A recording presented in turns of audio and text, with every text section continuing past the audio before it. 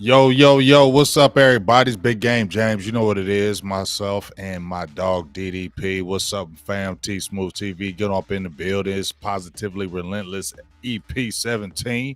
You know how we do. We doing Cowboys, Mavs. You know how we do. We just ain't the power pack Cowboys. We doing that Mavs because guess what? NBA season's right around the corner, dog. It ain't like it's happening in December or November. It's right around the corner. So we're gonna be doing double duty all Mhm. season long. Y'all feel me? So what's up, everybody? Get on in the building. What's up with you, dog?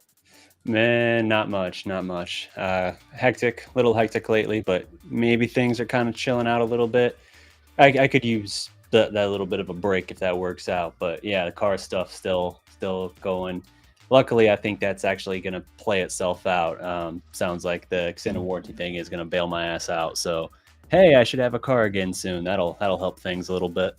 That is very good because a lot of that stuff, they be foo-foo with that stuff. Oh Every yeah. time something happens, and you go for them warranties and things like that, they be like, oh, it just expired 2 days ago. Sorry. You're going to have to pay full price for that. You feel me? That always Yeah. comes in there. So that's a great thing. I hope some things happen for me on the car front because mine was down. I'm looking to get my own. So good things happen on both fronts for both of us with that and get that back going.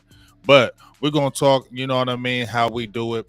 We're going to jump out in the box about Cowboys and then make sure y'all understand. We talking Mavericks later, so I get it. I get it. And I get it if you're the Cowboys nuts and you say, okay, I'm vacating the premises. I get it. But we still going to do it because we got a lot of interesting stuff to talk about on that basketball front. Luka going nuts out there in Euro land. And Dude. then 02-03 Mazda, my dog really is going to break down. They had a squad and they should have did some, but they didn't. But that's okay.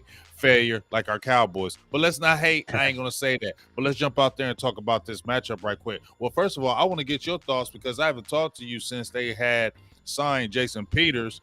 Everybody in America has been talking about it. Let me get your thoughts and opinions on the Jason Peters signing as we head into week one matchup against the Tampa Bay Buccaneers.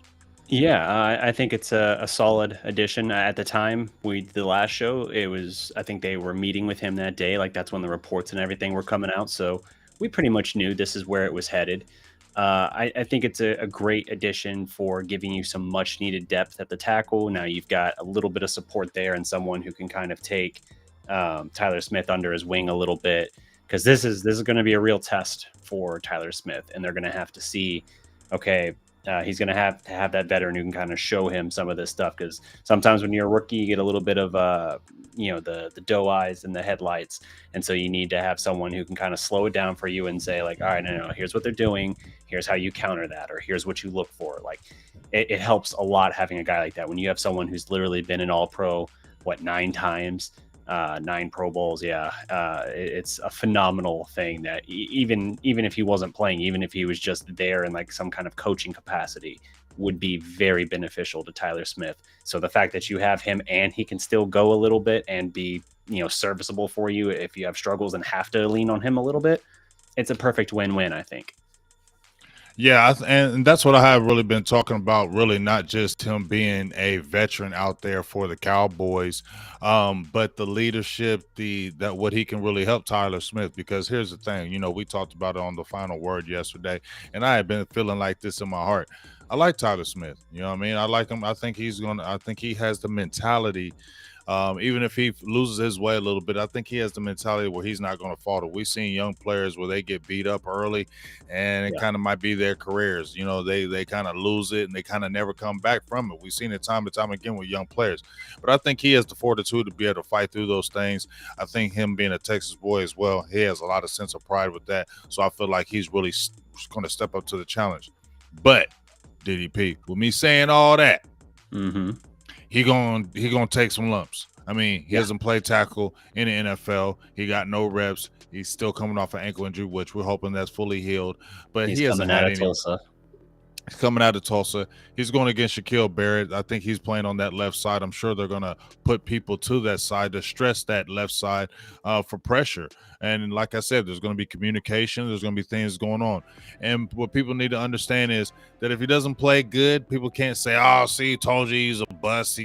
After one game, you better understand he may not have a good game.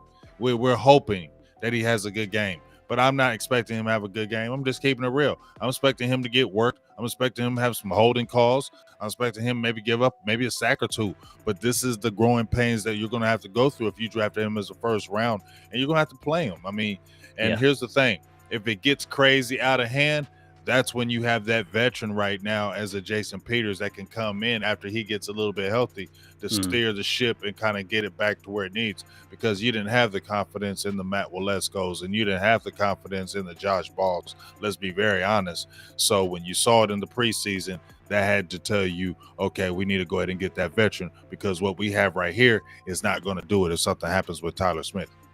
Yeah, 100%. And with Smith, you're talking about the guy that had a lot of penalties, a lot of holding calls in college and everything. So there's going to be, you're going to have to get good reps. You're going to have to get that good work and kind of build against that, because once you get into the live action and everything, I feel like you are going to have some of those bad habits kind of crop up a little bit, and it's going to take probably continual coaching to work on it. And again, that's where I think even when he's not playing, Peters is so valuable, is just being able to be there and work with him. Because, I mean, we've said before, like with our line coach, we're a little on that. So I think you have a chance here with a veteran that you can get that good second set of eyes and have someone that commands maybe a little more respect.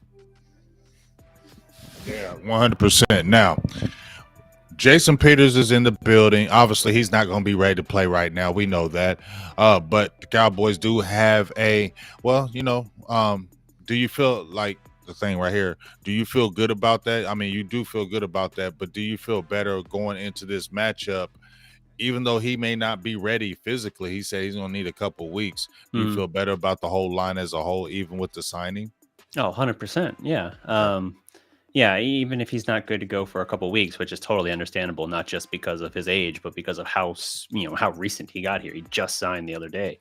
I think it's good to fortify that. And if you're able to add a veteran like that at a cheap cost and address one of your areas of concern, especially as Jerry keeps talking about, like, oh, we really want to get back to running the ball and all of that. All right, well, if that's going to be the idea, then you got to have the offensive line that can actually make that go. You got to have the group that can make that happen. And so bringing in someone with this kind of pedigree certainly is not a bad thing, even if you're just talking depth, even if it's a guy that's not going to get a lot of those reps or anything like that. It's always good to have that, because injuries happen. I mean, look what happened with Tyron's case here. Like, you're going to have some kind of shakeup. It seems like each year here recently, you've had multiple linemen get dinged up and you've had to plug and play guys a little bit. At times it's been fine. At times it's been shaky. Just have the depth, and that's never a bad thing. Yeah, never a bad thing. And like I said, it makes you feel a little bit better heading into this matchup, because obviously the Tampa Bay Buccaneers, they have their all-world guy in Vita Vea, who basically gave Dallas a lot of problems last season. And then you have the addition of Akeem Hicks from the Bears, I believe, and to kind of supplement them losing Ndamukong Suh. And then we talked about Shaquille Barrett, who's going to be on that left side where Tyler Smith is. So we'll see how that goes. But when we talked about it yesterday, and even when you think about it now, you feel better about Zach Martin, because he's playing in this game. Where he didn't play in that game last time. Biadish and Connor McGovern. You feel better with those three. You just hope the communication works. But speaking of the matchup, Cowboys heading into this Sunday night. Tampa Bay got them last year, had them on their heels. We were feeling like Dallas could have won that game. Didn't turn out that way, but Dallas lined up punch for punch with them. Now you're coming in this matchup here against the Bucs again, but it's different now. Head coach is gone, new head coach. Brady's a year older. They got some injuries on their front to some tough guys over there as well. How do you kind of feel about that? Before, we're not going to get super deep into it, but we're going to talk about some specific matchups. But how do you feel going into this Tampa Bay game? Well, like you said, it is a different animal than last year. Last year, you were dealing with reigning champs, so different kind of feel there. But Zach Martin is a huge thing, can't be understated enough. It's also worth mentioning that they handled their business last year. They took the lead. I think it was it that they took the lead, or that they tied it up? I feel like they took the lead with under like a minute or so left. Then Tampa Bay drove for the game-winning field goal. Yeah, I think we tied it, and it was Okay. looking good. I think thought we because took I a can't 1 point remember. lead. We may have somebody in the chat let us know. I can't remember. I'm gonna be honest with you. That was so damn long ago. Right. It feels like a long feels like time 100 years ago since they played that damn game against Tampa Bay. So Yeah. I don't have the correct analysis on that one. Sure. But I do know they was banging line for line with them, and it feels like, in my opinion, if there was ever a season DDP for the Dallas Cowboys to get Brady, this would be the year. Yep. I mean, this would really be the year, especially because I feel like the defense. I have my thoughts about the offense, and I'm gonna ask you that real quick on how you feel about that. But I really feel like year 2 with Micah Parsons, he really knows what he's doing. He's dialed in. His rookie year, he didn't know what he was doing. He was just so damn good. He's just athletic crazy. Now I feel like he's knowing what he's doing. He knows his moves. He knows how to lull the offense to sleep. I feel like this is going to be a different year too. So I feel like this is going to be a different Micah Parsons than the first year Brady and them seen him. So, and a more seasoned defense. So I feel like that is going to be a real gigantor key. I think this defense is going to I'm getting excited about that defense, especially in this week 1 matchup. Yeah, you should be. Like you said, it was and by the way, Zaya Jackson, shout out for the clarification. Yeah, 28-29 with a minute left. So yeah, Dallas was in position to win the game. They did their job. And here's the thing, like you said, it was Micah's first game. And he didn't know yet exactly what to expect. And he didn't really start to explode on the scene. I guess you could say like the Chargers game, he makes that play where he gets called for a huge sack late in the game. That was crucial for that road win. That was kind of the first real flash, and then it was like in the weeks that followed that you started to see it explode. And now now when he was asked about the difference between last year's game and this year, he says like, well, I didn't really know what to expect at the time. I didn't know where I was just kind of trying to like find my role and find who I am. And now I know who I am. Right. That's who he is. He says the best defensive player in the NFL. Like, love that moxie, love that attitude. I think, that might be up for some debate, but like as far as like dynamic, hybrid, explosive players, like pound for pound, you're going to be hard pressed to find anybody that can do what Micah Parsons can do. Right. And so it is vastly different just because you have now maybe not fully realized, because that would imply he's at his peak, but you have a realized version of Micah Parsons that you didn't have last year. Also worth noting, in the matchup last year, Antonio Brown cooked Anthony Brown. That's what I was going for. Right. Cooked. I mean, and I remember this is credit to Dan Quinn, because after that game, people were asking like, so Anthony Brown gave up like 180 yards or something like that and 2 touchdowns. Like, how are we feeling? Is that something that can be worked on? Is that something? Quinn basically said like, he had a couple of tough breaks, but I actually thought he played well. And, trust me, this is going to be the outlier. And I rolled my eyes at the time. I was like, dude, we've seen Anthony Brown. We know what he is at this stage. And then suddenly it's like, I looked up after several weeks and I was like, damn, has he allowed anything since then? Like, Brown was phenomenal last year. So, obviously for Tampa Bay, Antonio Brown's not there anymore. And now you have a full year in the system with Quinn. I'm kind of wondering what Anthony Brown's going to be able to bring this season, if he's going to be able to back up last season's stellar year, best year of his career by far, I think. If he can do that, and Micah can be a real game wrecker now, like he wasn't quite yet last year, it's completely different for this Dallas defense. And the defense was still the weakness for at least that game last year. If they caught them mid-season, it would have been very different, I think. Yeah, and I think the difference is, and I'm gonna get this question in from Leon L. What are y'all expecting from Tank now that Parsons will be on the other side? Which he's not really going to be on the other side, because you're going to probably have the Dante Fowlers, the Dorrance Armstrong Jr.'s, the Sam Williams. Those type of guys will be rotating more than Parsons. Parsons will see his share on the edge, but I think he's more going to be moved around according to matchups. But when we're talking about the defense, according to it last year, the Buccaneers have changes. I don't think they added too much, which I feel like Dallas's defense did. I feel like I've been screaming the Quentin Bohanna thing, man. I've been screaming that for 5 months, 6 months. Quentin Bohanna. He's got to be the guy. Y'all got to. Everybody's talking about everybody else. I want Quentin Bohanna to step up because people made him feel like I felt like he was the forgotten man. They got John Ridgeway, and everybody's like, "Oh, Ridgeway." No, don't forget about Bohanna. You know what I'm saying? And he looked good in this preseason. He was pushing that pocket. He looked like he got his size back. He was holding those double teams, and that's what you want. Because if Quentin Bohanna, who's a 6'4", 350-pound man, if he can be that guy, that a Vita Vea, obviously he's not a Vita Vea, but he can be a semblance of it. It makes his defense so much better. And also, remember, Neville Gallimore did not play in that game. Remember, he dislocated his elbow in the preseason, so he never played in that game. And he's looking to, have even a better year that he started. At the end of the season, we saw how good he was playing. And then I like the young rookie Sam Williams. I like Osa too. Osa started hot last year. He faded after a few weeks, but I'm still excited about his potential. Chauncey Golston, and interior feels good, dude. Like they've got pieces. It's just a matter of who's going to step up and kind of be like the guy of that rotation. Right. And then I think Dante Fowler, because here's the thing: when Dante Fowler had his 11 sacks, 3 other people on the team combined for 32 sacks. Clay Matthews, Aaron Donald, and the other big kid in the middle. I can't remember his name. Y'all know it. He was a stalwart with Robert Quinn out there. But they had that many sacks out there. And Dante Fowler had those sacks because he had other guys. When he had to be the man in Jacksonville, it wasn't working, the injuries. But when he didn't have to be worried about being the man and focusing on being that, and he could just kind of let his talent play with DeMarcus Lawrence, those other guys on the side, I think he's a better player now. And I think that's what's going to happen this season, because Dan Quinn didn't have him the whole season because he got fired, and Dante Fowler never really played with him.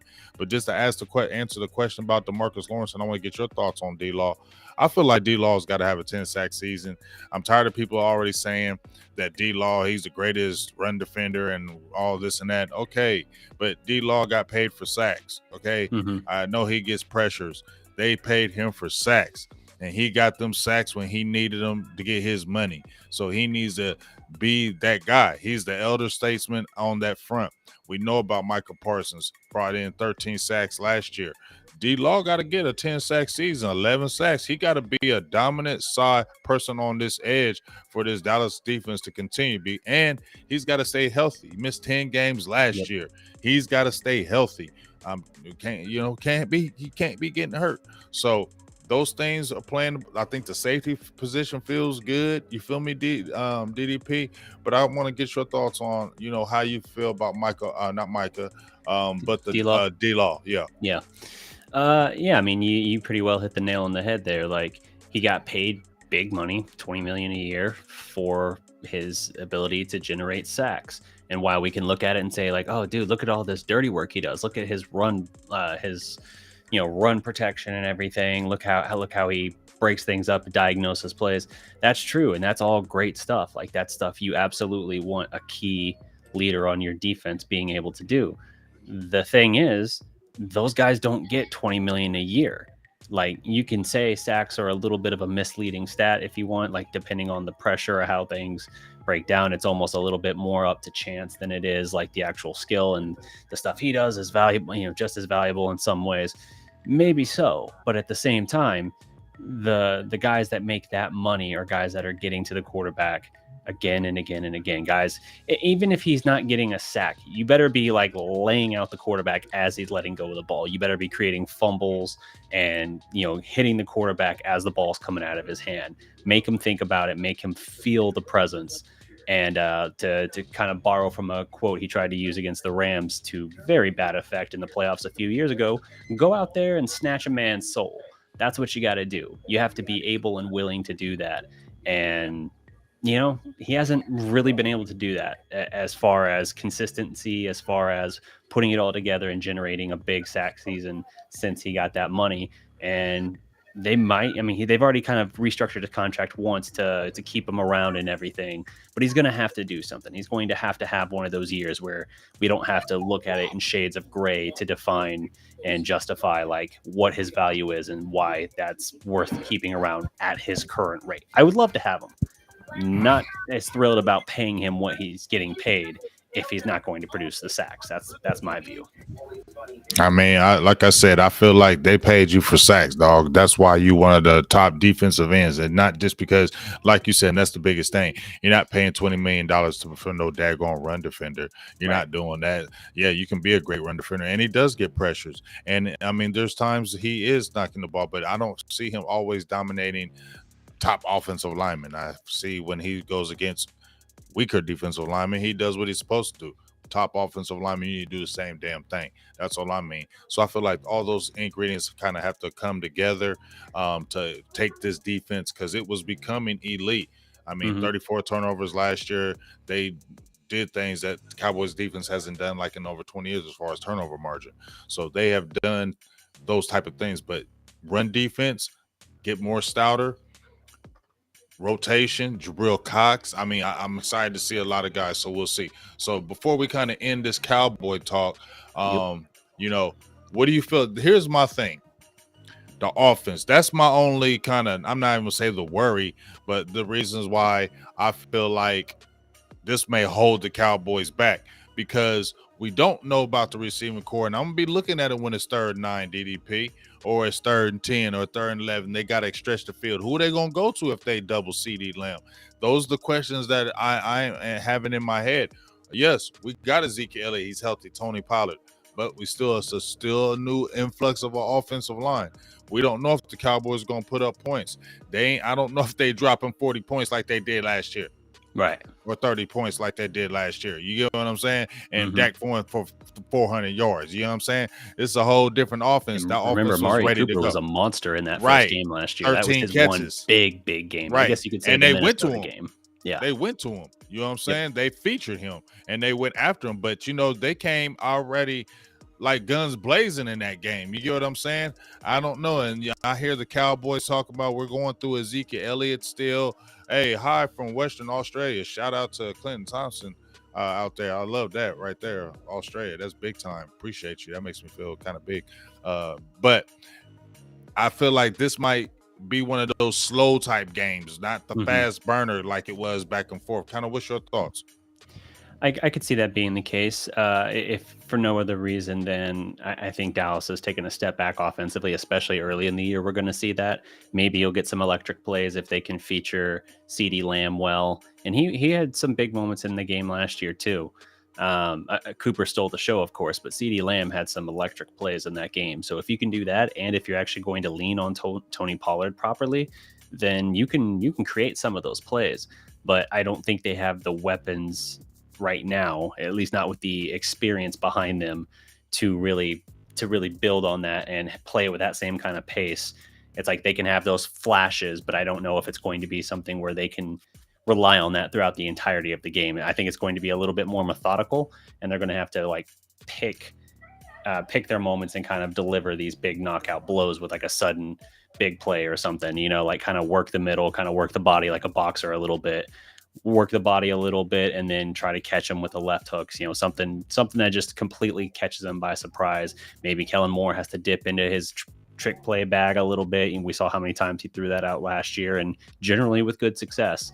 I think they want this game. I really do. Like, obviously, they know it's a featured game, but I also think that there is this understanding of like, you know, we've never gotten Tom Brady, and the guy can only come back so many times. At some point, we're gonna have to get him. So I think they want this, and I think they got the stage. I think they got the guy with Parsons that's going to kind of, you know, demand that performance out of his teammates. He's going to step up and play big, and I think the guys are going to feed on that. So to me, it just comes down to what the offense can put together consistently. I'm not worried about the defense being able to hold its own and pull off some of these big plays. Yeah, I'm agreeing, and I'm gonna just call it right now. I'm throwing it out there. Turpentine, Cavante Turpin, he's going to do something in this game. If it's a punt return, I don't know if it's for a touchdown. He might get a lot of punt return yards, kick return yards. I think he feeds off the crowd. Game 1 is going to be crazy. Tampa Bay, like you said, you only get so many times for Brady. I think this is where you may not be feeling great about your offense, right? Because you got a lot of questions. So this is a perfect game to me to maybe get some confidence.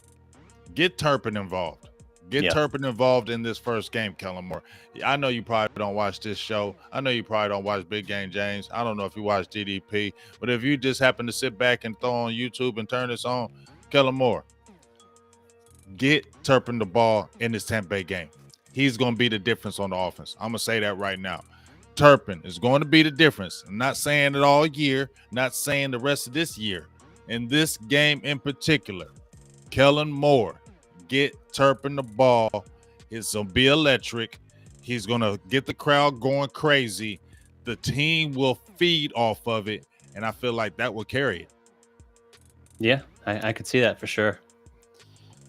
So let's see. And there it is. I like it. So let's see. Are we ready to go into the Wayback Machine here? A little bit of throwback, throwdown. Talk some Mavs basketball. Yeah, we're gonna talk some Mavs basketball, but first, before we talk about the throwback, throwdown, we're gonna talk about this Luka guy. Oh, you know yeah, what I mean? yeah. He ain't playing the pros, but he's still playing that tough Euro League. The Euro League ain't a weak league. It ain't sorry or anything like that. Oh, it's the pros. It's just a different. That's what I'm saying. It's just a different league of pros. Right. It's just and they coming over to America and turning up anyway. So you feel me? But Luka went over there and went crazy. Dropped 47 in this game. Second all time in the whole Europe championships, because I think one guy hit 63. Second most. It's the most points scored in the last 65 years in a EuroLeague game. So even better than that. So yeah, Luka drops 47 points on 15 of 23 shooting. So it's not like it was inflated or something like that where it was inefficient. Like he was cooking. 6 of 11 on threes, 7 boards, 5 assists, and a steal. Most points in a Eurobasket game in the last 65 years, and second highest all time. So yeah, pretty stellar. And by the way, to do that against France, ridiculous. Right, France be having some stacked. and they be having defensive, like they play really good defense out there with the France squad. So. It's a revenge game. Yeah, remember the Olympics? Yeah, and Luka and them looked like they were going to go to the gold medal game. It was, I think, Rudy Gobert. No, it wasn't Gobert who did it, but they got a block. Luka caught one of his teammates in a backdoor cut, and they blocked him off the backboard with about 2 seconds left to knock Slovenia out of the potential gold medal game. So this was absolutely the Luka revenge game, not just because it was France again, but it's literally Slovenia and France. And he punished them in this game. In fact, I got the stuff here. Let's throw it up. Throw it up. For France. Well, you said it, Jeff. Both of these teams are progressing to the knockout stages.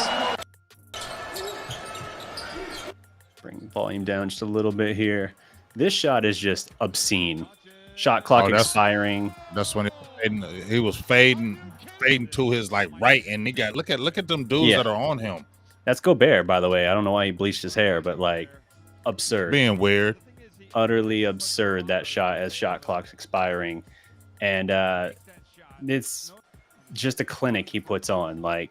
He's getting anything he wants, any matchup in transition, not just knocking down threes, splashing them, practically ripping the cords out of the net with these makes.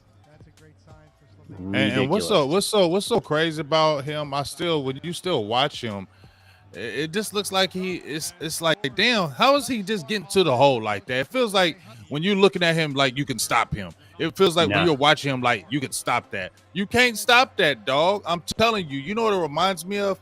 I don't know if you ever watched Chris Mullin play. You ever watch Chris Mullin play? I used to religiously watch Chris Mullin play, especially when he played at St. John's. He's got that game like that to me, because when you watch Chris Mullins, you be like, man, Mullins ain't doing that. You can guard him, you can shut him down, and Mullins will drop 50 on you. Mullins will drop 60 on you.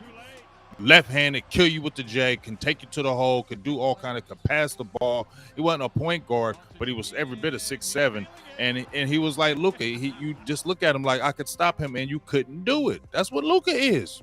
Yeah. Yeah, Luka, I mean, obviously Luka's not fast, but he's got a little bit of quickness to him. He's also, even when we're talking about like skinny Luka, he's filled out. Like he's a bit of a barrel-chested kind of guy, and he knows how to use his body and size well. He's strong. So yeah, he's strong. He's 6'8". Even when it's skinny Luka, he's a barrel-chested dude. That's just kind of how he's built. And he just has this like masterful IQ with like reading and in real time processing the different angles and finding just the slightest little advantage, the slightest way, whether it's, you know, how the defender is positioned, what foot slightly up, just knowing how to like adjust in that moment. And he's just got seemingly a bottomless bag of tricks as far as how to exploit those things. And then the ambidextrous nature to work either way, throw these one-footed floaters up, falling over. It's just, it really is special. I mean, you're seeing here, he can score at every level at this point. Now, I still think he's over-reliant on three-point shots, especially you'll see a lot of times where he'll have these games where he's like 0 of 7. When they got beat the other day, he had a bad game. And I think he was like 0 of 7 on threes, and it was just a bad game for Slovenia. They got beat, but it's basically double elimination. You know why I think he shoots all the threes like that, DDP? I think he does that because I feel like he gets bored. I feel like he gets bored and he wants to shoot deep threes to see how I can just hit you from 3-point range. Because I think he gets bored going to the hole because he feel like you can't stop me when I go to the hole. I can score anytime I go one. I think he feels like anytime I go to the hole, I can score. It's too easy. When you look at him shoot them floaters, it's easy. It's like too easy. I gets to the hole. So I think he shoots them deep threes to really challenge himself. A little bit. I could see that a little bit. I think it's also a little bit of a fatigue thing for sure. Because I mean, you get punished a lot of energy. Yeah, he got his head busted open in this game. I don't know if you saw that. He somebody stitches. said in here, Luka got bloody in there. Yeah, I mean, he had to get his wrist taped up. He got stitches in his head. I mean, he got beat up in this game, and I get it. This is a high intensity game. Not every NBA game is going to be like this. But you still get a lot of punishment going to the basket and doing the stuff that he does. So I think this was for sure the revenge game. But I think a little bit of it could just be as well him settling for those threes because it's a way to preserve the legs, and it's less effort to take a three than it is to battle for position, leverage, and everything, attacking the basket, and know you're going to get possibly whacked for it as well. So it's he can score at any level, and if he's hitting threes, it's ironic. If he's hitting threes, you know he's not hitting free throws. He never makes both well in the same game, it seems like. But he can put it all together, and if he's doing that, then there's nothing you can do to stop him. He's just going to tear you apart, and that was the case. I mean, there's no other way to really contextualize that better than what we've already pointed out. With it, absolutely historic what he did in this. And we didn't even plan a Luka segment. He just went off, and we were like, shit, dude, we got to talk about this at least a little bit, right? Utter chaos. I mean, we were just like, okay, we're going to jump in here. We're going to talk about, Western Conference. We're going to go over all of those things. And then he goes out there and goes crazy. And it's like, we kind of got to talk about that too right quick. I mean, we got to jump that in there because you can't talk about something like basketball, the Mavericks and things of that nature when you got your star dropping 47 and setting records that haven't been set in like 65 years. That has to be mentioned. Feel me? Yep, for sure. One more quick note on that as well. So this was today. Tim McMahon and Lowe basically confirmed on the Lowe Post podcast that the Mavericks aren't going to trade firsts and are gearing up for a big-time pick package trade in the next 1 to 2 years. So basically that amounts to some of these other teams like the Suns, Grizzlies, Raptors. They have better trade packages that they can put together, whereas Dallas is still, for the moment, a little hamstrung by the KP trade. And so basically they're waiting for that to kind of fall off the books, if you will, so that they have a better trade pick package that they can offer someone in a major trade. So sounds like Lowe and McMahon, that's two guys that I definitely put a lot of stock in their reporting. So Sounds like the Mavericks are looking a little bit long term, not necessarily feeling the pressure of like, okay, we got to go do something right this minute. But as long as they got a plan and they're willing to actually follow through with it, I'm willing to roll with it. What I hate is when it feels like things are just kind of moving along and you're just like, all right, let's just run it back and see what happens. Like, no. I want a plan. I want to know that you have a vision for this and that you're working toward that vision. So, yeah, I think. I think just, having Luka on the team as well, because I don't feel like he's going to settle. I feel like he's always going to be coming like, what kind of plan do we got? Y'all want me to stay here? You want me to do this and that? I need to hear plans. I need to see if this team is getting better every single year, because that's what I mean. So I feel like that pressure is good for Dallas because you have a superstar who I feel like doesn't like losing, is not going to settle for losing, and now he's got a taste of the Western Conference Finals. I don't feel like he wants this team to regress, right? I feel like it's going to be a big problem for him. So I feel like that's good pressure for the Dallas Mavericks organization to continue to keep that pedal on the metal and always be looking out there to see how you can always ever improve your team and never get content where you're at. Yeah, for sure. All right, so now let's roll into the Wayback Machine. It is the throwback throwdown. I was going to say episode 2, but then that kind of makes it confusing with the context of this being overall episode 17. So we're just going to say it's another edition of the throwback throwdown. We're looking at the 2002-2003 Dallas Mavericks tonight. This is, to me, my opinion, of course. I think this is arguably the most fascinating what if in modern basketball. This is a case where we know the trajectory of this, right? They get to the Western Conference Finals for the second time. They go against in-state rival San Antonio, and they go down in 6. But it's one of those things that fortune just broke against their favor. Dirk goes down in Game 3 with a sprained MCL and is not able to return in time for the series. And there was actually a major rift that formed in the franchise from this between Mark Cuban and the coach at the time, Don Nelson, regarding whether or not to bring Dirk back for that Game 6 specifically. And that's something that it took another year or so to really play out. I think Nelson had another season and a half basically in Dallas after this. But this was kind of the point of no return, because the further they fell away in that next year and a half, the more this kind of boiled over, it seems like, with Cuban's frustration, especially because this Mavericks team was right there. This was the first Mavericks team to win 60 games in the regular season. They were the 4 seed despite winning 60 games because the Spurs had the exact same record, but they had the better head-to-head record. So they were the number 1 overall seed. And because they won the Midwest division, is what it still was at the time, they were the 1 seed. And Dallas, despite having the same record as the best record in the West, was the 4 seed. So some interesting shakeout there. But the whole postseason run is fascinating, right? We had already seen, like, when Dallas takes down, before the rebrand and everything, when you have the young Mavericks take down the Jazz in that first round series. They then went and played San Antonio after that. And I think they got 1 against the Spurs in the second round that year. But this is that kind of rematch there. And it's like, okay, let's see, like, is this young team actually ready now to take up? But even just to get there, they had to go through hell just to get there. Like, in the first round, Dallas flirted with disaster, the likes of which we have still to this day not seen. Dallas, playing against a very, very good Portland Trailblazer team, took a 3-0 series lead. They then found a way to drop 3 straight, setting up a winner-take-all Game 7. And it's fascinating how this team had to kind of find itself a little bit. It reminds me actually a little bit of 2011.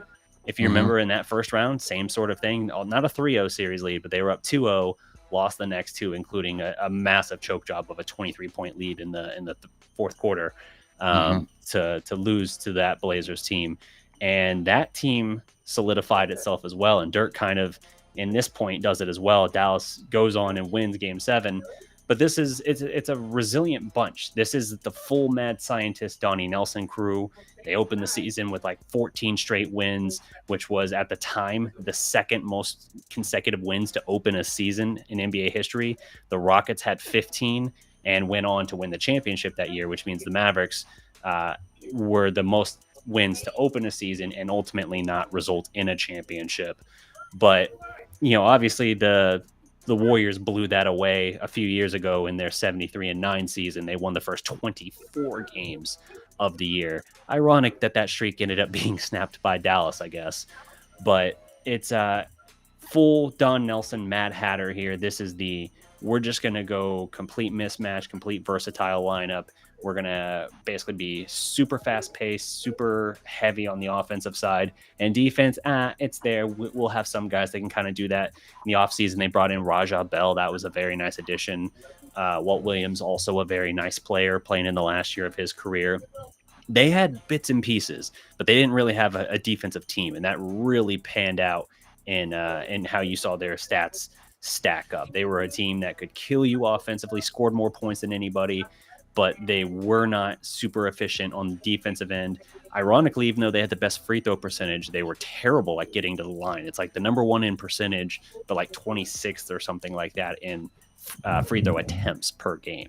So a weird trend there. But this was a team basically fine-tuned for, trying to just overwhelm you. They were just going to throw everything at you. Obviously, you got Dirk coming into his own. He averaged 25 points, 9.9 boards that year. Steve Nash and Dirk both make the All-Star team for the second straight year. Nash averaged, I want to say Nash had something like, I don't have it in front of me, actually. Nash averaged something like 17.7, 17 and 3. Yep. Yep. And then Michael Finley had 19 and almost 6. You also have Nick Van Exel in the 6-man role, averaging 12.5 points. And another interesting name here that gets forgotten easily in Dallas. You have Rafe LaFrentz, 9 points, 4.8 boards, and 1.3 blocks. So you have a very, very dynamic Mavericks team here, but you see not a lot of defense. Dirk averaged, I think, actually like 1.4 steals a game, which is kind of crazy for him, but we all know it's that rip move. It kind of counts as a block sometimes. Sometimes it counts as a steal where the guy's trying to bring it up and Dirk just slaps it down before he gets it up past his waist, basically, in that gather. But it's a team that was going to just try and overwhelm you, and they're going up against, in that first round, the Rasheed Wallace, Scottie Pippen Trailblazers. Very, very good Portland team. And Dallas, first 3 games, kind of cakewalks. 96-86, 103-99. That one's obviously close in game 2. Game 3, 115-103. But then things start to kind of get away from them a little bit. 98-79 Portland, 103-99 Portland. Then it looks really bad in game 6. 125-103. So the wheels are off. You've now dropped 3 straight. You're staring down potentially losing in the first round, first team ever to have a 3-0 series lead and then lose it. That's what you're up against. And they come out in game 7. Dirk puts the team on his back and they pull out a 12-point win back in Dallas, 107-95. That's a huge win for Dallas, but it's also, again, you're a 60-win team. You're record-wise tied with the best record in the Western Conference, so you have higher aspirations than just a first-round win at this point. The problem is they're then going to have to go through in the second round a freakishly good Sacramento Kings team, a Sacramento team that I would argue might be the best, certainly one of maybe the 3 best teams, I think, to never win a championship. I mean, they're loaded. Chris Webber, Mike Bibby, Peja Stojakovic, Vlade Divac, like a loaded Sacramento team. And, that was a squad back then. Oh, yeah. I mean, and think about it too. Like, if not for that game 7 against the Lakers with all the controversy of that, the original kind of claims of the NBA being rigged and everything, if not for that, you probably do get a championship with that team. But that goes the way it does, obviously. And here you have a situation where if Favor frowned upon the Mavericks in the Western Conference Finals with Dirk, it at least smiled on them here, because even though Dallas drops game 1 at home, you do it's a break for you, an unfortunate development for Sacramento. Chris Webber injures his knee in game 2. And pretty much from the moment he goes down, Nick Van Exel says, I got this shit. Van Exel goes off, drops 36 points in that game to tie it up at 1 apiece. And then as the series heads back to, I think it was still Arco Arena at the time in Sacramento, Van Exel basically is like, yeah, that was cool what I did in game 2. I'm going to up the ante. He goes for a 40-piece. And if you watched Jalen Brunson against the Jazz this year and his game, when I think it was game 3, that he just absolutely went off, and we were talking about all these guys, all these other Mavericks he joined to score 40-plus in a playoff game. Van Exel's on that list. This was that game. Van Exel drops 40 points as Dallas takes back home court advantage and grabs a 2-1 lead. Now, it's a brutal series. It goes 7. It goes the distance again, which, Dallas, not an ideal thing probably for this team to have to go through so many go the distance Broadways. But at the same time, it does kind of fortify them a little bit. Dallas loses game 4, again, pretty handily, 99-83. Then they take back game 5 with about a 13-point win as well. Lose game 6 by 6. And then game 7 back in Dallas. Home court proves the difference there. Again, 112-99. So this is a really impressive series win, but I'm not going to lie, the Chris Webber thing changed everything. Oh, it changed everything. Yeah. As good as this Dallas team was, and how I'm talking about this being like the greatest what if, the Kings have their own argument potentially. But anytime you're talking about, hey, man, our guy got hurt in the second round, we could have won a title. I'm like, yeah, there's too much in the unknown. Like if it happened in Dallas's case here, you're talking about in the West Finals, Dallas without Dirk still goes to 6 with San Antonio. And then San Antonio beats Jason Kidd's Nets in the finals that year in 6. Really should have been 5. Kind of the same sort of vibe there. So this sets up the Western Conference Finals matchup with Dallas and San Antonio. As I said earlier, San Antonio won the regular season series. That is huge because these teams are very comparable in terms of, their overall quality. Like they are stacked, but they are ideologically opposite in every sense of the word. This was the old school Spurs. This is not when Popovich kind of evolved and took on more dynamic offensive sets and everything. This is like, you got Tim Duncan, you got David Robinson, you're feeding the post and you're working that. Now you got some incredible guys off the bench. You have some young pups that would go on to be all-time greats in their own right. You got, Tony Parker and Manu Ginobili also on this Spurs team, but not really, they hadn't really found themselves yet. I think they had pretty much come into the league like the year or two earlier. Then off the bench, you got Steve Kerr. That name is going to haunt Dallas later in the series. But stacked. Steven Jackson, another monster game for him in game 6. Like, this is a damn good Spurs team.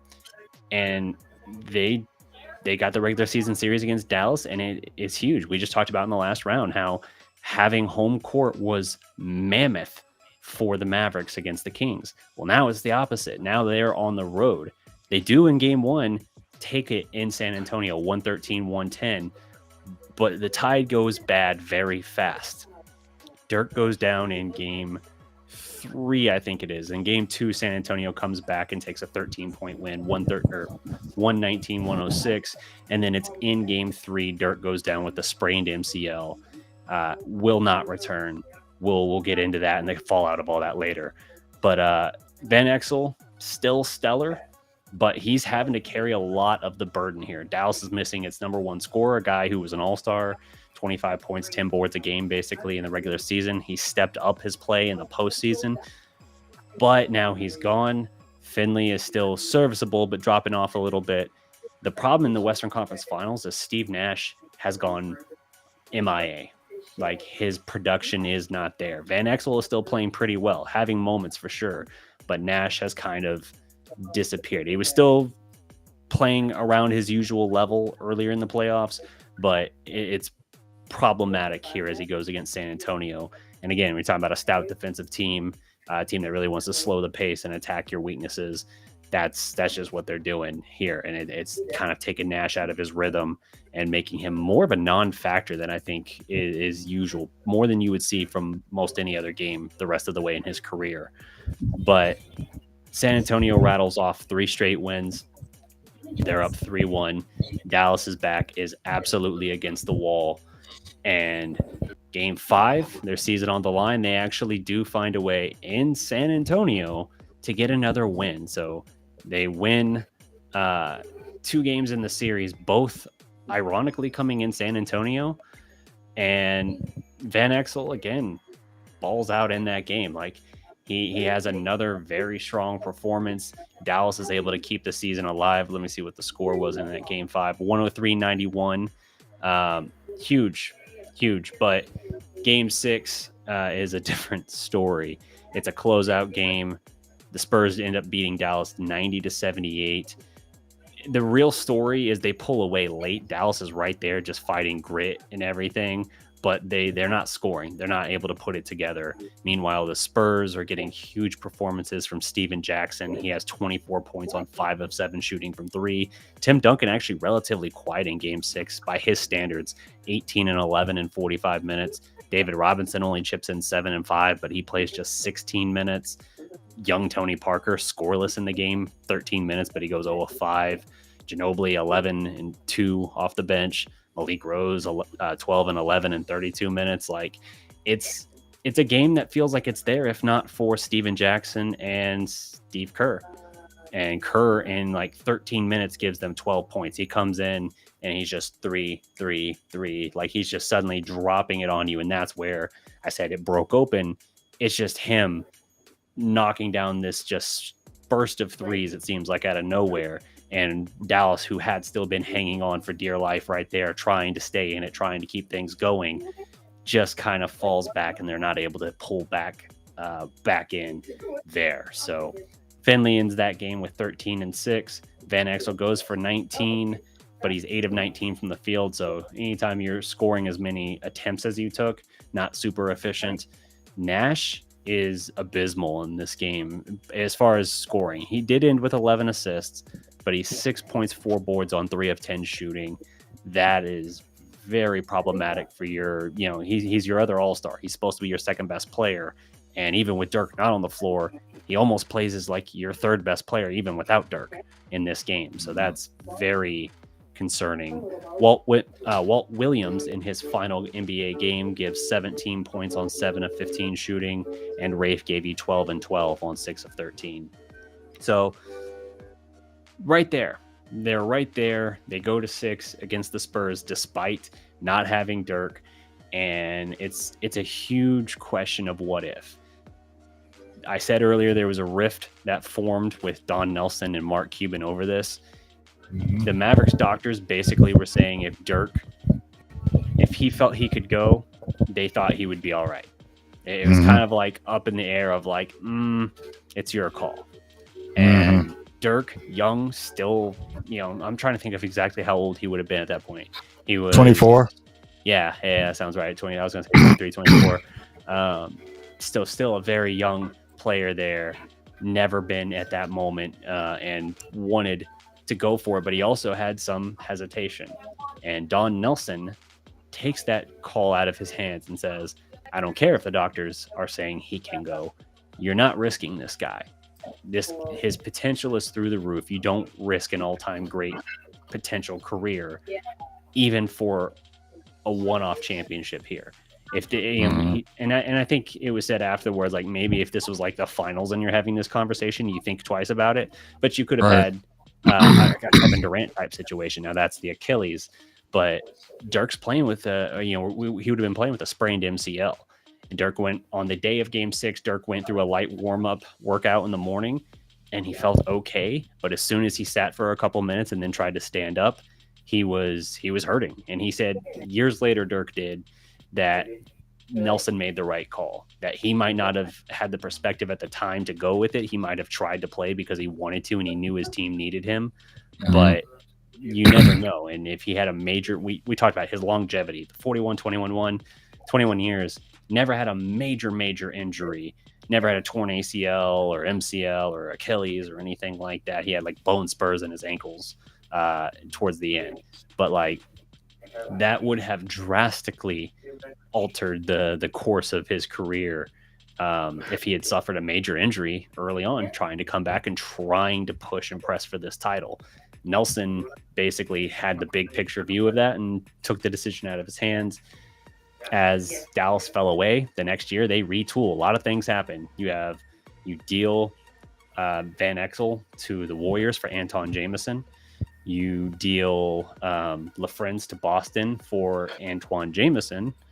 So Anton and Antoine, interesting acquisitions there. Like I said, Williams retires. Raja Bell goes to Utah, and Adrian Griffin goes to Houston. So this is a very different looking Mavericks team. They're going to basically try to double down on this offensive thing. Oh, by the way, fun fact, Avery Johnson was a member of the 02-03 Mavericks. And then a couple years later, he's like 37 to 38. Yeah. Yep. And he won a title with the Spurs in 99. So he kind of had both sides of that.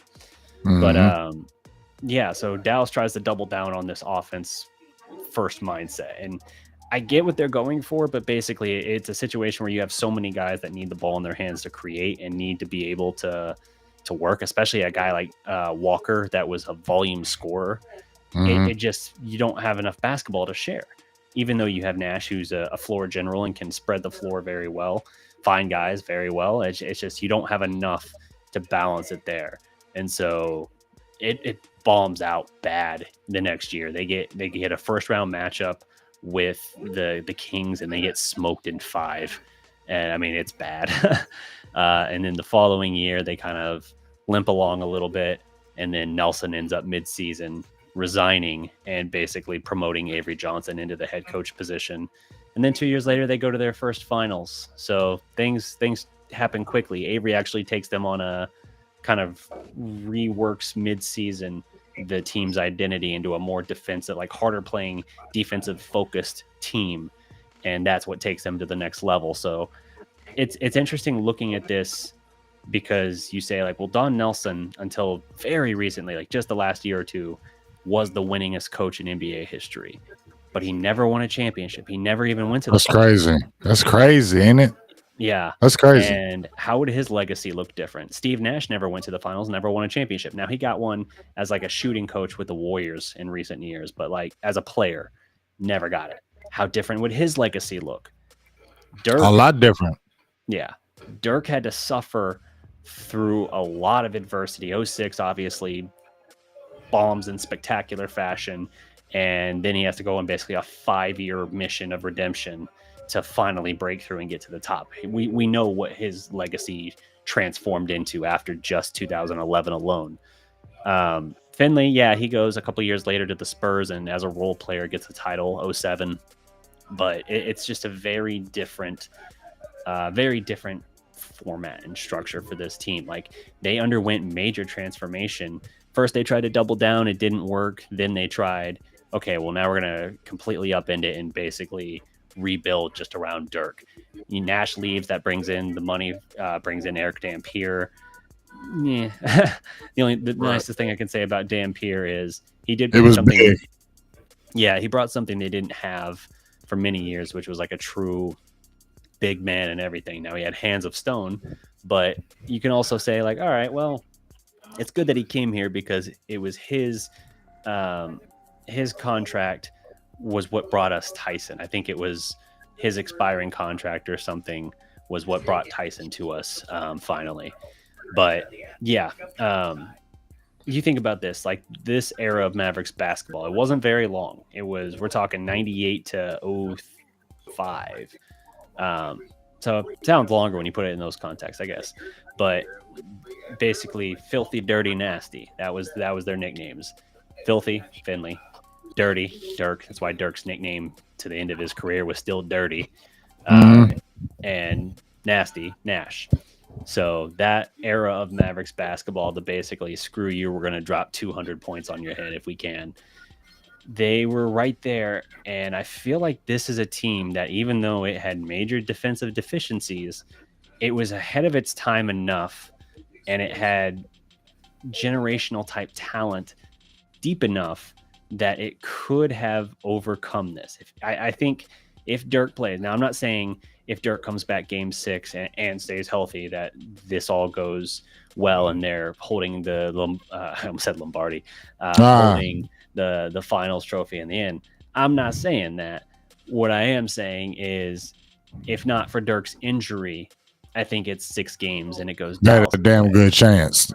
Yeah, I think Dallas, even though the Spurs got them in the regular season, won the regular season matchup with them, I think Dallas had the firepower to do it. I mean, again, yeah, okay, they won only 1 game without Dirk, but they were right there a couple other games. It's not like they were just getting the floor mopped with them. And I see this team and I look at then, again, the Spurs beat Jason Kidd and the Nets in 6 games in the finals. Really should have been 5. They kind of played with their food a little at the end. I think Dirk and the Mavericks could have easily done the same thing. And then you're looking at this team very differently. Dirk's suddenly a 2-time champion. Nash doesn't go to Phoenix if this happens, because you think Cuban would have refused to pay Nash at that point? Hell no. Yeah, the reason he didn't pay Nash before is because he was a 30-year-old point guard with a bad back. This was noted. Nash was already laying on the floor every time out and every time he was on the bench, who was coming off of back-to-back very underwhelming playoff runs. And so Cuban looked at that and was like, Phoenix is wanting to pay you how much? 4 for 63 or whatever? Yeah, we weren't really wanting to go more than like 21. So that was it. Nash didn't want to leave, but he knew he couldn't turn down that money. And so, he's gone and he goes to win back-to-back MVPs immediately. His career, takes off to a new stratosphere, but he never gets the big one. If he stays in Dallas, if they win in 02-03, I firmly believe he's a lifer of a Maverick, or at the very least several more years before, maybe breaking down enough and Dallas moving on. But I think he's there through 06. And I actually did a what if on this before, specifically on what if Steve Nash never left. And I broke down through all of this, going through like season by season, the subsequent years. I think Dallas, assuming they win 02-03, I think they probably get a couple titles, because Avery Johnson, this is where it's like up in the air, because it's like the rift with Nelson only forms because he wouldn't play Dirk. So they didn't win the title because he wouldn't play Dirk. Nelson's style of coaching worked better for Nash than Johnson's would have, and the offense went more through Dirk at that point. But if you have Nash with Avery Johnson, you can take the best parts of the Mavericks' kind of refocused identity and still get aspects that work very well with Nash as far as the personnel they built around him. I think that you probably are looking at a team in 06. I don't know if they beat Miami in 06, but I think they have a better chance of it. And I think the 06 team was capable of winning the finals that year. So I think it's probably a 2-time championship core at that point, and a vastly different thing. Nash's legacy looks different. Dirk's legacy looks even better. And Don Nelson, not considered just a regular season coach who never did anything in the postseason. I mean, pretty much. And what's so crazy? What you mentioned about that is how he's an all-time winningest coach.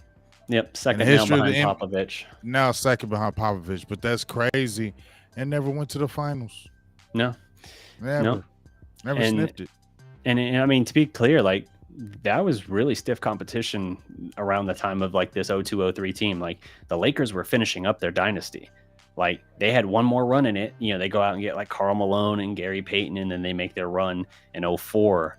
And they end up losing to the Pistons in 5 games, surprisingly, in 04. But the Pistons are around for 2 or 3 years then. The next year, the Spurs are back, and they win in Game 7 of the finals over the Pistons. And then, so it's like you have the Lakers hanging on in there. You have the Spurs still kind of riding in the middle of their sort of pseudo dynasty where they're never winning back-to-back, but it seems like they're starting to win every other year. Like, there's intense competition, but I still think Dallas in 06 breaks through.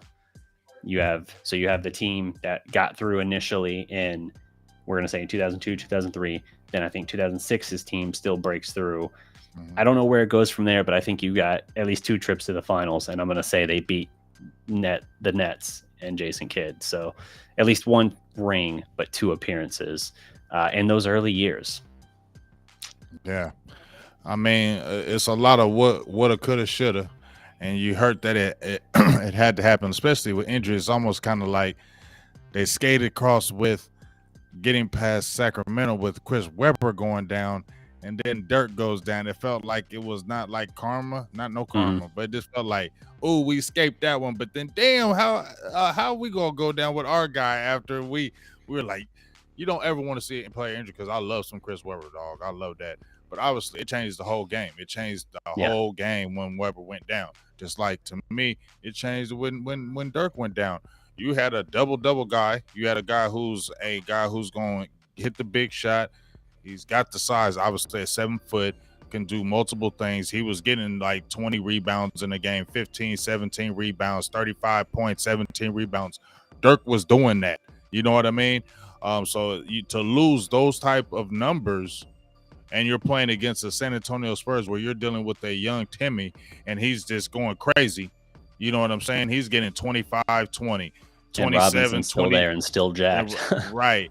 And Robinson's not what he was, but he's still a legit 7-footer who still can give you points and rebounds. And he's a defensive stalwart, so he's blocking shots. So he's still altering shots in there. So you got a Duncan, you got a Robinson, and you're going to the hole, and you don't have your guy in Dirk. That's a lot to ask. And I also think that you were better with Nick Van Exel off the bench, where he had to play more extended minutes with the Steve Nash. I think it kind of messed up the chemistry with that, and I felt things kind of were off with that as well. Yeah, no, for sure. That was really the only move you could make at that point, because Van Exel was your best X factor in the playoffs at that point once Dirk was out. But it definitely messed with your rotation a little bit and ended up not being as fruitful as you hoped. Obviously, you get the 1 game in Game 5, but it doesn't pay out in the long term for them. Now, the plus side for Dallas, I mentioned how the next year was a brutal kind of fall from grace. You know, they go from Game 6 of the West Finals to losing in 5 in the opening round the next year against Sacramento. But at the very least, that following off season's draft class would actually be very fruitful. And this is another reason why I think if Nash had stayed, the way Dallas retooled and the kind of players they retooled with would have been fascinating to see with Nash. That's actually one of the very rare years where they not only take the draft seriously, but hit a home run in the first round and draft future All-Star and franchise cornerstone piece Josh Howard. They also sign, as an undrafted free agent, Marquise Daniels, and that was 2 fantastic pieces to add to your team coming out of that 03, that historic 03 draft class. And that's pretty good. If you could have had Dirk, Nash, Daniels, and Howard kind of at the core of your team, and then you're just kind of picking these other parts around. Obviously, Finley's still there for a little bit longer, has about a year or 2 of overlap with Josh Howard and Daniels. Very, very competent team that you've got there. And it's just kind of like how you try to navigate this evolution from a just run and gun offense, full throttle, as they called it, into a more defensive minded team. Nash, would he have made the transition super well? I don't know. But if they could have found a way to marry the two, then you keep an absolute floor general that they sorely lacked in 2006. I love Jason Terry. Jason Terry would never have been a Maverick. It was not a point guard. Right. And he wasn't a point guard, but he was your point guard in 2006. He had right. And that's where it messed up. Yep. And he was basically the inverse of Steve Nash in that way. He literally is 31 instead of 13, and it did not work in the long run for that. But your point guard position is much stronger in the 06 playoffs than it was than it ended up being. Like if you had Nash, it would have been way stronger than what you ended up going in there with. And that's no disrespect to Terry as a shooting guard, especially later in his career once he started coming off the bench, phenomenal. But Dallas and that 06 team was like, they're a good defensive minded team. They've got some sturdy bigs in there who can block shots, Sagana Jot, for instance. And then it's just kind of Dirk is just being Dirk, like borderline MVP at the time. Dirk, it was the next year he got MVP. And Howard was breaking through on the cusp that following season as well of his one and only All-Star appearance. So a lot of things trending up, but you still are missing crucial pieces from that 2006 team, which is why if that 2016 won, I almost feel like that would have been in like a grand scheme of things, like compared to other championship teams, I feel like it would have been one of the weaker teams to win a title. And that's no disrespect to Dirk or Howard or those guys, but like that team felt like it didn't have some key pieces. And you're kind of like, wow, I'm kind of surprised you're here looking back at it a little bit. Yeah, I mean, the thing that's always kind of been my thing with the Mavs is they've always had a lot of talent, kind of like the Cowboys, right? They just had talent just roll through here. I mean, Dallas done had some players, man, and to see nothing's ever really come above except one championship, which you are happy at least you got one. But you feel like with the teams that they had and the talent that they had, you should have had more, or you should have been competing and at least been in the series competing for the championship. You know what I mean? Because it was all that talent that went through the building. And these weren't just like regular players, dog. Like you had a Michael Finley, you had a Steve Nash, you had Nowitzki, you had a Walt Williams who wasn't like he was 40, he was 32. You know what I mean? Popeye Jones was a good addition. Popeye Jones had a slept-on career. You know what I mean? You still had a Sean Bradley who was a 7'6" guy. We talked about Nick Van Exel. I mean, you had some players. Adrian Griffin was a solid. If you ever wanted a defensive player, he could give you some defensive reps. He could play multiple positions, even though he wasn't a big guy. You know what I mean? So they had a lot of ingredients, and it's just tough that Dirk went down with that injury. But when you look back at that year and some other years that Dallas had, you kind of, like you said, look at the what if, because you had a lot of talent and just things that kind of just didn't fall their way. Yep. No, for sure. But that is the great what if of the 02-03 Mavericks. I think a lot of legacies would have looked vastly different, and I think the Dallas Mavericks moving forward had a chance to win multiple championships, but it's just the way it goes sometimes. One thing kind of breaks wrong, doesn't happen that one year, and then getting back is so difficult sometimes that a team that looked like it was on the cusp ends up being a never was. Brutal. Yeah, brutal. Let's hope we can get some more things championship wise. Obviously, if I look at the talent right now with the Mavericks to compare it to the talent back then, it's not there. But hopefully they can continue to keep on adding like they were, being a little more aggressive right off the bat with not sitting on their hands after they went to the Western Conference Finals. We like seeing that, and we hopefully, when we hear the rumblings that you were talking about with McMahon and them, possibly gearing towards something happen in the next few years. Hopefully it happens again, because you know what, that West is tough, and the West stays tough. So you're going to have to really have some good players to compete and come out of that West, because that West has been deep for a long time. So for you to come out of there, you got to continue to bring talent and help your superstar to go to that next level, man. For sure. Oh man, but that's what I got. Anything we're missing here before we wrap this up? Nah, I ain't got nothing, man. Just make sure you continue to get ready. The season's gonna be here. All I can say is in the comments, what team do you want us to cover next? Mavericks, Cowboys, whatever. We can throw back other stuff too. Well, shoot, we got all I was gonna say, my last words is just get ready, because obviously this is a selfish plug for myself. Make sure y'all check in on Sunday night. I'll be doing my play-by-play. I'll be doing my play-by-play again this year. So make sure you tune in to Big Game James Show on Sunday evening. I'll be doing my play-by-play the whole year. And then obviously we'll be doing our show through the whole year. And basketball season, NBA basketball season is right around the corner. I think somebody said it was October 18th is when the official season starts. So that's little not too far from here. So I don't know where we're going to go as far as the next team. We can throw that out to people later. But I do know one thing. It's going to be an exciting time talking about Mavericks, Cowboys, because before, me and DDP had talked about it, but it never had happened. This is the first official year that we're doing it together. with both the teams, and I feel like Yeah. you're gonna like it because now we'll just be having another perspective, and then we'll hopefully build off of what happened this past season. That's it for me. Absolutely. We'll be back next Wednesday, guys. Look for more. Let us know in the comments, by the way, what team you would want to see a what if. We're going to leave this one a little bit more open. If you want us to cover a particular Mavericks team, maybe the 06 team that doesn't get over the hump. Maybe you want to talk about this past year's team. Or maybe you want to talk about something different entirely. Maybe you're looking at a particular Cowboys team, 2014, maybe 2018. Whatever. We can play the Wayback Machine and spin a what if off of it if you're up for it. So let us know. We'll be back next week and we'll run it back and do it like we always do.